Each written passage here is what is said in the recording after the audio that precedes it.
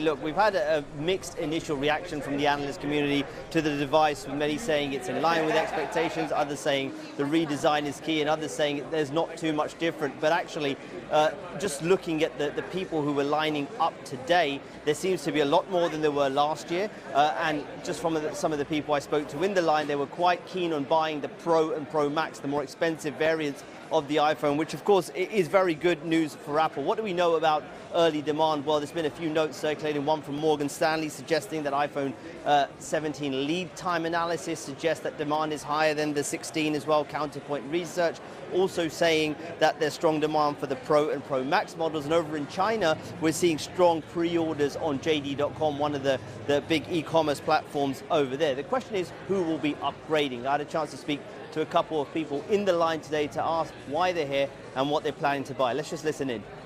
For the last 5 years, I've been in a pattern of constantly upgrading my phones, because every year Apple's always bringing something new to the table. There's new innovation, whether it's like the vapor chamber, the colors.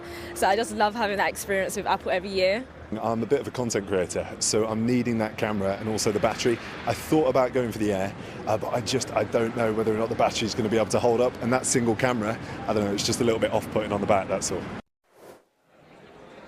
So there's going to be a couple big categories of upgraders, right? There's those who upgrade yearly, like you heard there in those Vox Pops just now. But also there is a large portion of iPhone users who haven't upgraded in a very long time. Morgan Stanley estimates that the iPhone replacement cycles currently are about every 5 years, which makes owners of the iPhone 12, which was the last time Apple saw, what analysts call a super cycle, big surge in revenue off the back of the iPhone, the natural cohort of users potentially upgrading. Webrush Security says there are around 315 million iPhone users that have not upgraded their phone in 4 years. What was interesting, and we'll bring you more of those sound from the people in line later on, was one of them said he was very tempted by buying the Samsung Galaxy Fold, the foldable phones, but was put off because he's stuck in the Apple ecosystem. And that is a critical point.